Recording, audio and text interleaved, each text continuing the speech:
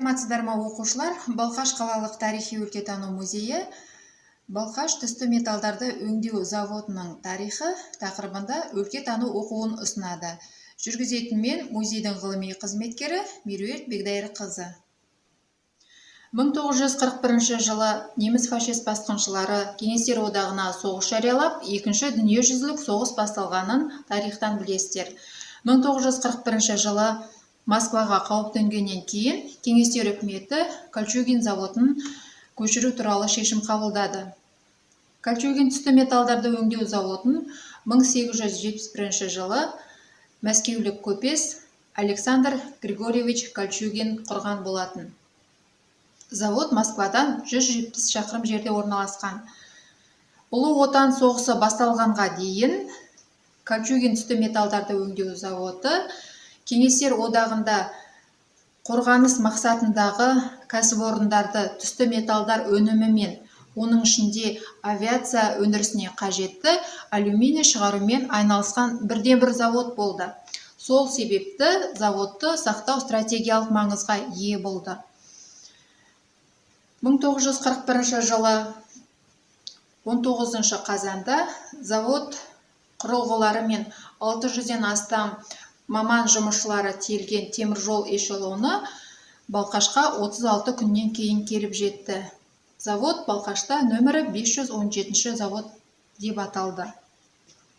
1941 жылдың желтоқсан айында заводты Балқашқа көшіру негізінен аяқталды да, оның жабдықтары жедел түрде құрастырыла басталды. Мәселен, 1928 жылы неміс мамандары Кольчугинада бірнеше айда трио прокат құюшы машинасын орнатқан болса, Балқашта бар болғаны 12 күнде орнатты.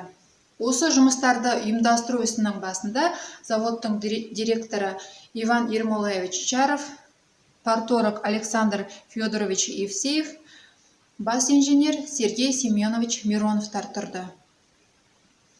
1942 жылы нөмірі 3 лента прокат цехы іске қосылып, Кольчугиннан жеткізілген шикізаттан прокаттар алына басталды. Ал ақпан айының соңына қарай нөмірі 2-3 цехтардың жабдықтары құрастырылып аяқталды жалпы.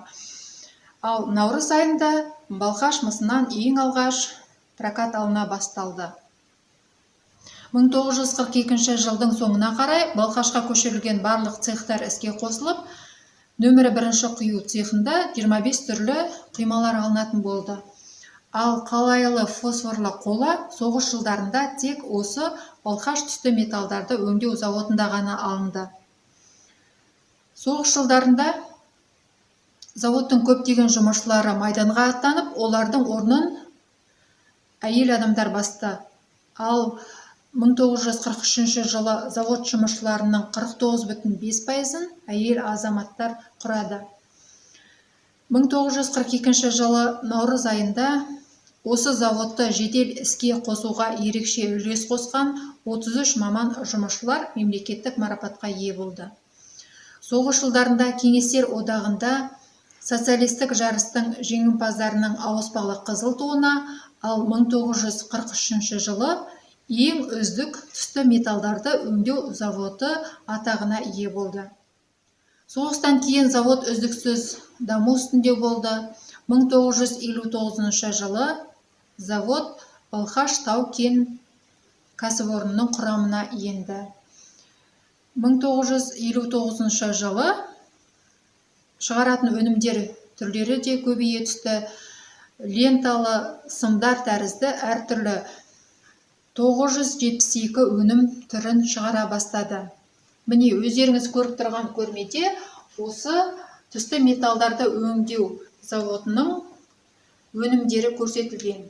Назар аударайық.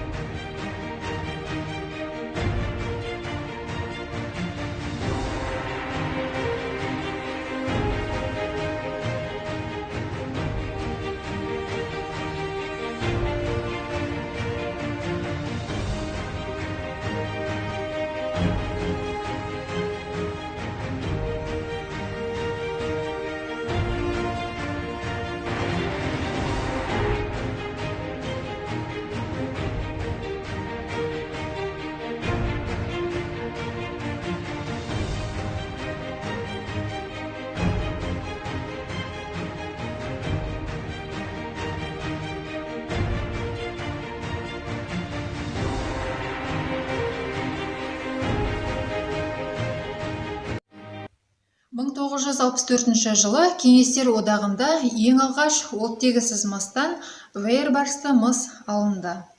Осы Вейербарсты мыс 1967 жылы лондондық биржада ең жоғарғы сапалы мыс ретінде тіркелді. 1980 жылы сапа белгісі беріліп, Германияда Лейпциг қаласында өткен көрмеде алтын медальға ие болды. 1995 жылы Вейербарсты цехының мыс катанкасы алу бөлімшесінің ашылуына елбасымыз Нұрсұлтан Әбішұлы Назарбаев келіп қатысты. 1998 жылы завод Балқаш-мыс өндірістік бірлестігінен бөлініп шығып, жабық акционерлік ұйымға айналды.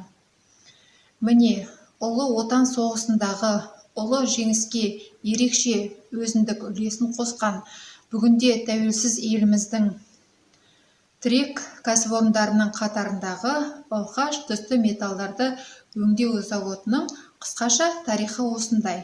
Тыңдағандарыңызға рахмет.